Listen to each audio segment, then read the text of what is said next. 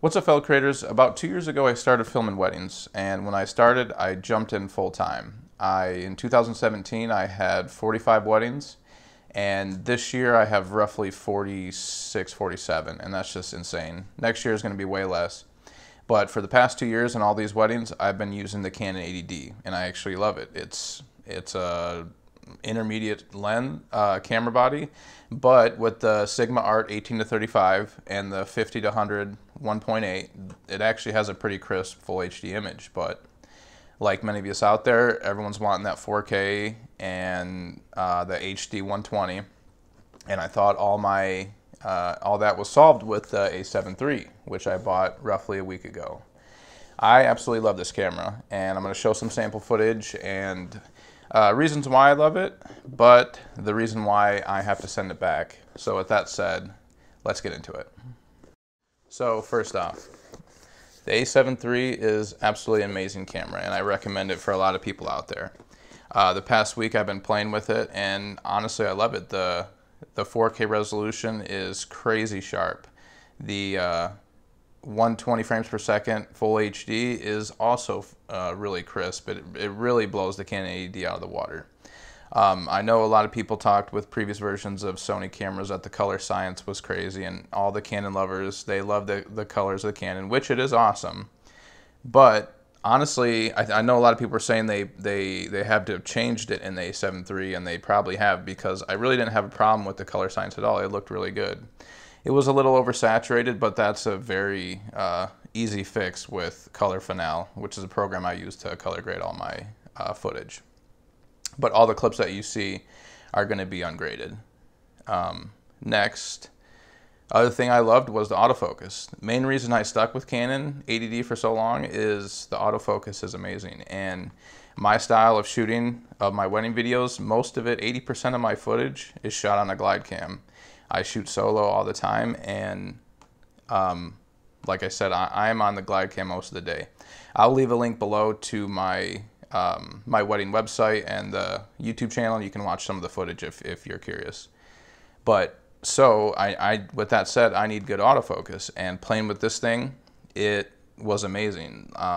Another reason I use the autofocus is during the processional, and so when the bride's coming down the aisle with the Canon 80D, you can literally just tap on her face and it will track her all the way down. And that is a huge, honestly, it's a crutch for me. And that's what was part of the reason that scared me going to Sony or the GH5, was that pristine autofocus. And A7 III is honestly just as good, if not better. They have the center lock feature, which you can just, same deal, you tap them. It's a larger square, it's not their face, but it'll track the subject moving all the way down. And it works really good. The footage that you see, I was using that center lock feature and absolutely love it. Another complaint that I've heard before is the menu systems, like how they're so crazy. But honestly, I think it's just, if you're technologically sound and you're good with electronics, I guess, essentially, it shouldn't be a problem. The Canons, it is a super simple design. You got, there's not a lot of bells and whistles, which basically is their menu system. You have so much control, and it is a little overwhelming at first, but after playing with it for a week, it's almost nice, because you got all these custom features. It's just something, it's just like any other device. You just got to practice with it, and eventually it's just going to become second nature. And that's what you need to have for weddings, is just that quick response when the light changes or you're changing directions. If you're looking at the bride coming down the aisle and then need to switch to the groom real fast, that's just that secondhand nature. And honestly, the menu system, once you program it and play with it, it's almost better, I would say. So why am I sending it back? It's the overheating. I did so much research. I basically lost sleep for the past few days when I was pondering, because with my Canon 80Ds and all my Canon glass, I got probably $7,000 worth of equipment, and I was ready to sell everything, get a second A7 III and the A6500. And Sony glass ain't cheap, so I was going to drop another few grand, if not more, so I can get some telephoto lenses and get all set up with that. But I slowly started to see, I thought with the A7 III, I thought the overheating was corrected, and I just see all these post after post of 90-degree weather and having it overheat. I personally tested it inside. I kept my house as hot as possible. It was 78 degrees, and I let it run for 2 hours, and it was perfectly fine. No problems at all. But I know I'm going to get a lot of heat for this. Like, I should test it myself, but as I do more research, I'm finding more and more people that have had their camera shut off after 15 minutes in 80, 90 degree weather. And there's a popular video out there from another YouTuber that had his camera going for 30 minutes in 80 degree weather, and it shut down. And for how many weddings I shoot, it's just, I can't chance that. Honestly, that's the only thing that's making me send it back.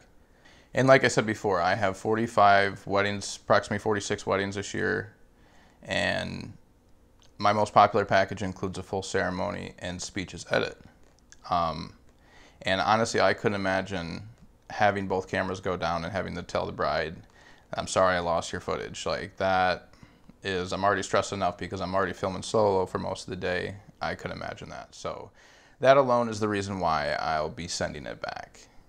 So I know I'll probably get a lot of hype for this video, that I should have tested it myself and shouldn't just base, but with all the research I've done and all the inconsistencies, there must be some kind of quality control issue going on with Sony. It's crazy. Why? I know people want that slim, compact design, but like Sony, if you're listening, I would take a camera 3 times the size with the specs you have if you had to throw a massive fan on the back of it.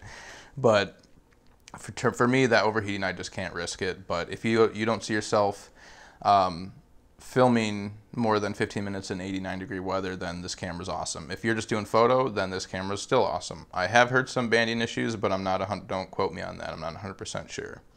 But I just wanted to share my opinion why I'm sending it back, and praying that Canon will release their full frame mirrorless, which highly doubt. They're the king of trolls at the moment with the M50.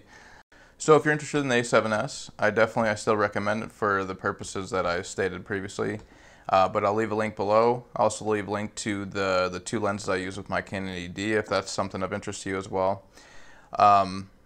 If you're in the local area in Michigan, I'd be happy to sell it to you. I know this thing's still on back order. I got it from a local camera shop, and if one of you guys want it that's in the local area, I'd be happy to sell it to you. But for everyone else, I appreciate you watching this video. If you liked this video, like, comment, subscribe, and I'll see you next time. Thanks.